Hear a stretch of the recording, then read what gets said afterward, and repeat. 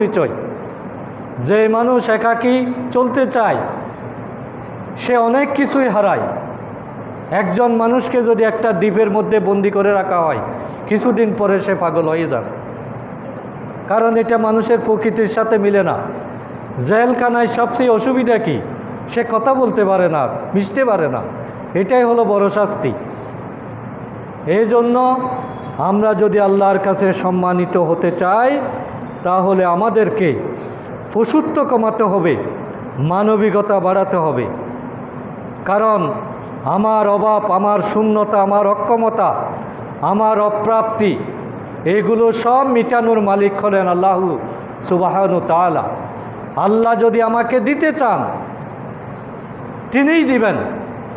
আর আল্লাহর দেওয়া যখন শুরু হয়ে যায়, তার জীবনে আর কোনো অভাব থাকে না।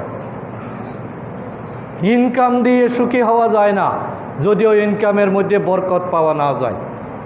আপনি কোটি টাকা ইনকাম করবেন, কিন্তু টেনশন যাবে না যদি বরকত না থাকে।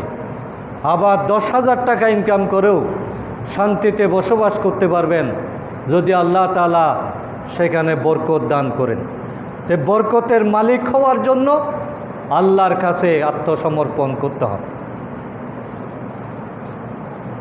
4 নম্বর হলো আল্লাহ তাআলা যারা এই চুক্তি মানবে না তাদেরকে খেয়ানতকারী বলবেন, বিশ্বাসঘাতক হিসাবে তাদেরকে শাস্তির মুখোমুখি করবেন। আর সর্বশেষ পরিণতি হলো আল্লাহ তাআলা তাকে জাহান্নামে পাঠিয়ে দেবেন। আমার আসল ঠিকানা তো জাহান্নাম না। আমাকে সৃষ্টি করে রাখা হয়েছিল জান্নাতে, সেটাই আমার পৈতৃক নিবাস, সেটাই আমার ওয়ারিসান সম্পত্তি। আমি এসেছি জান্নাত থেকে, আমার যাওয়ার ঠিকানা আবার জান্নাতে। কিন্তু আমি ভুল ঠিকানায় কেন যাব? এই জন্য ভুল ঠিকানায় যাওয়াটা অসম্ভব, এটা অনেক কঠিন। এটার জন্য দুনিয়ায় আল্লাহ তাআলা আমাকে পাঠাননি, আমাকে পাঠিয়েছেন জান্নাতে যাওয়ার জন্য। জান্নাতে যাওয়ার উপযোগী করার জন্যই আমাকে পাঠানো হয়েছে। এটার জন্যই কোরআন পাঠানো হয়েছে, এটার জন্যই লক্ষ লক্ষ নবী পাঠিয়েছেন, আল্লাহ তাআলা হেদায়েত পাঠিয়েছেন।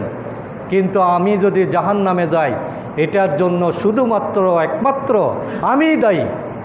আমার নফসানিয়াত আমাকে বিভ্রান্ত করে দিয়েছে, আমার পশুত্ব আমার মানবিক গুণাবলীগুলোকে নষ্ট করে দিয়েছে। আমি লাভ ক্ষতির আসল ঠিকানা আমি ভুলে যাওয়ার কারণে আমি কিন্তু জান্নাতে চলে যেতে হচ্ছে। সুতরাং আল্লাহ তাআলা